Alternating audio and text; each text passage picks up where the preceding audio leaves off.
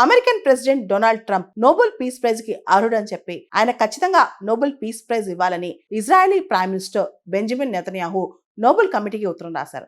ఆ ఉత్తరాన్ని white house లో డొనాల్డ్ ట్రంప్ కూడా సబ్మిట్ చేశారనమాట. సో దానికి సంబంధించి జ్యూస్ మీకు చాలా రుణపడి ఉన్నారు, మీరు చాలా సపోర్ట్ చేశారు మాకు, మీకు ఖచ్చితంగా నోబెల్ పీస్ ప్రైజ్ రావాలి, అంతేకాదు చాలా యుద్ధాలు గొడవలు ఒకదాని తర్వాత ఒకటి ఆపుకుంటూ వచ్చారు, మీరు అన్నిటికీ అర్హులు అని చెప్పి బెంజమిన్ నెతన్యాహు డొనాల్డ్ ట్రంప్కి చెప్పుకొచ్చారు. దాన్ని డొనాల్డ్ ట్రంప్ అప్రిషియేట్ కూడా చేశారు. ఇంతకుముందే పాకిస్తాన్ కూడా డొనాల్డ్ ట్రంప్కి నోబెల్ పీస్ ప్రైజ్ ఇవ్వాలని చెప్పి వాళ్ళు కూడా రికమెండ్ చేశారనమాట.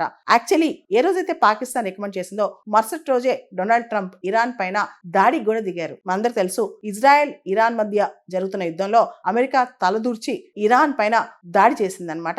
ఇరాన్ న్యూక్లియర్ ఫెసిలిటీస్ మీద కూడా దాడి చేసింది. Donald Trump Nobel peace prize ఆశించడం ఇదే తొలిసారి కాదు.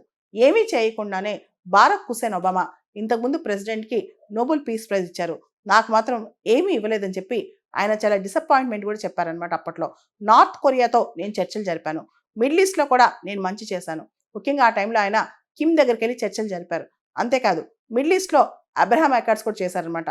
అవన్నీ నేను చేశాను, ఇంత పీస్ స్థాపించాను, నాకు మాత్రం నోబెల్ పీస్ ప్రైజ్ ఇవ్వట్లేదు, ఈ పాటికి నాకు 4-5 పీస్ ప్రైజ్ రావాల్సింది కానీ ఒక్కడు కూడా ఇవ్వలేదని చెప్పి రీసెంట్గా కూడా ఆయన వాపోయారు, బాధపడ్డారనమాట.